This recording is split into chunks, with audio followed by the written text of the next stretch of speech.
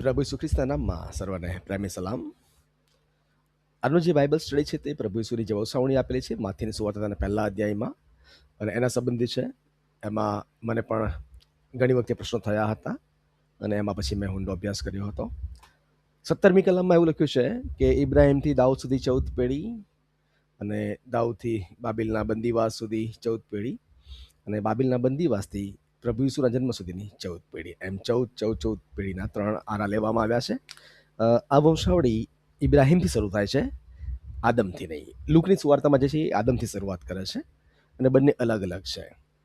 Okay, તો એ વાત આપણે પછીથી કરીશું, બંને વંશાવળીમાં શું ફરક છે તે. અત્યારે ફક્ત અહીંયાની વાત કરીએ તો જો તમે ઇબ્રાહિમથી દાઉદની ગણશો બાઇબલમાં, ગુજરાતી બાઇબલમાં, તો તમને 14 પેઢી મળશે. અને દાઉદથી બાબિલના બંદીવાસ સુધી તમે ગણશો ગુજરાતી બાઇબલમાં તો પણ તમને 14 મળશે. પણ બાબિલના બંદીવાસ પછી તમે ગણશો તો તમને 14 નહીં પણ 13 જ મળશે. જેમ કે અહીંયા બાબિલમાં તેઓને લઈ ગયા પછી યકોન્યાથી 1, પછી 2, 3, 4, 5, 6, 7, 8, 9, 10, 11 અને આ યાકૂબ યુસુફનો પિતા હતો. આ 12મી પેઢી અને યુસુફ મરિયમનો પતિ હતો. એટલે યુસુફ અને મરિયમ એ એક જ પતિ પત્ની છે, એક જ પેઢી છે.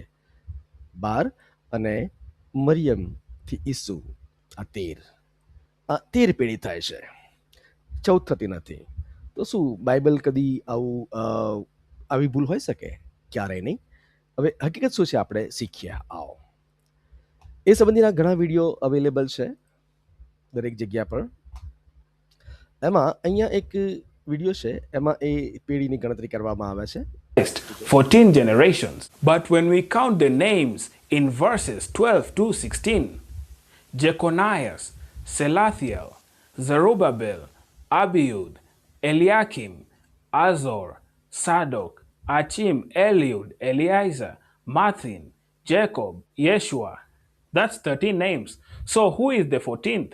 Some say એટલે આ ભાઈ એવું કહેશે કે 13 જનરેશન છે, 13 પેઢી છે, તો 14મી પેઢી કોણ છે? અને અહીંયા જે આ ભાઈ શીખવાડી રહ્યા છે, એક 14મી પેઢી એ આપણે કે વિશ્વાસ કરનારા જે લોકો છીએ એ ને એની વાત કરે છે કે 14મી પેઢી આપણે જે પ્રભુ ઈસુ પર વિશ્વાસ કરનારી જે પ્રજા છે. So here's the revelation. Could this spiritual generation be what Matthew is pointing to as the 14th generation? હા, Matthew is pointing to us as a 14th generation. અને આપણે જે આત્મિક રીતે એના સંતાન છીએ, અને કારણ કે પ્રભુ ઈસુની કોઈ શારીરિક સંતાન નથી, પણ આપણે જે આત્મિક સંતાનો છીએ પ્રભુ ઈસુના, એ આપણે 14મી પેઢી. અને આવા વિડીયો અંગ્રેજીમાં જ નહીં, હિન્દીમાં પણ તમને જોવા મળ્યા હશે કે 14મી પેઢી, 14મી વંશાવળી એટલે આપણે જ લોકો જે પ્રભુ ઈસુ પર વિશ્વાસ રાખે છે તે.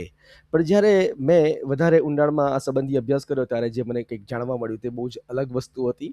અને એના વિશે આ વ્યક્તિ જે છે માઇકલ રૂડ આમનું નામ છે, અને આ હિબ્રુ લેંગ્વેજની અંદર બહુ ઊંડાણથી અભ્યાસ કરે છે. ઓનલી હિબ્રુ લેંગ્વેજ જે ઓરિજિનલમાં બાઇબલ લખાયું હતું. અને માથીની સુવાર્તા પણ ઓરિજિનલી માથીની યોહાનની સુવાર્તા એ બધી હિબ્રુમાં જ લખાઈ હતી અને પછી એનો ગ્રીકમાં અનુવાદ થયો હતો. અને આમની સાથે બીજા પણ એક ભાઈ છે જેમનું નામ છે નેહમિયા ગોર્ડન, આમનું નામ છે માઇકલ રૂડ.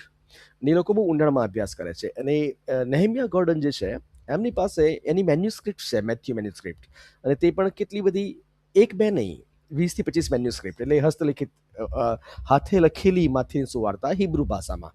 અને એ પ્રમાણે વંશાવળીમાં શું કહેવામાં આવે છે આપણે જુઓ, સાંભળો તમે શું કહે છે તે. Manuscripts of the ancient Hebrew Matthew in the covert archives of Jewish scribes, texts that were unknown to the Christian world. Over a 10-year period, Nehemiah has located a total of 28 manuscripts of the ancient Hebrew Matthew, and 2 of the oldest extant manuscripts contain the genealogy of Yeshua.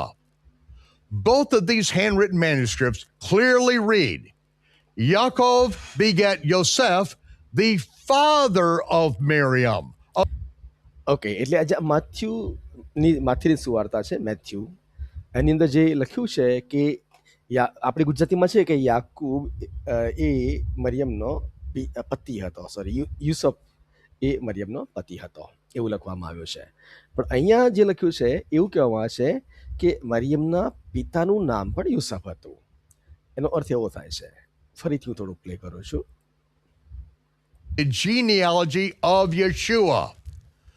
Both of these handwritten manuscripts clearly read, Yaakov begat Yosef, the father of Miriam, of whom was born Yeshua, who is called Messiah. Okay, so Joseph, the father of Miriam. Yosef Avi Miriam. Yosef, the father of Miriam. Yaakov is the 11th generation. His son, Yosef, the 12th generation. Miriam, his daughter, the 13th, and Yeshua, Miriam's son. Okay, તો આ પ્રમાણે યુસફ એ મરિયમના પિતા હતા. ત્યાં અવી શબ્દો વાપર્યો છે એ, અને એ 13મી જનરેશન, અને મરિયમથી ઈસુ જન્મે છે એ 14મી જનરેશન.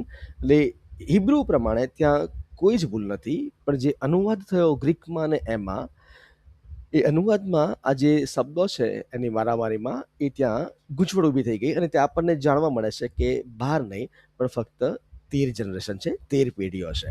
પણ ખરેખર હિબ્રુ સુવાર્તા પ્રમાણે ત્યાં જે આ મરિયમ છે એના પપ્પાનું નામ પણ યુસફ હતું.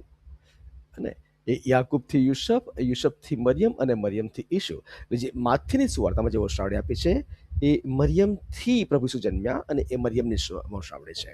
આપણે નેક્સ્ટ ટાઈમ જ્યારે જોઈશું કે જે લુકમાં જે વંશાવળી છે તે કોના વિશે છે. જો આ વિડીયો ખરેખર તમને પસંદ આવ્યો હોય તો લાઈક કરવાનું ભૂલતા નહીં, સબસ્ક્રાઈબ પણ કરવાનું ભૂલતા નહીં, અને તમારા જેવા બીજા પણ જે બાઇબલ અભ્યાસો છે તેમને પણ આ વિડીયો શેર કરવાનું ભૂલતા નહીં. Thank you.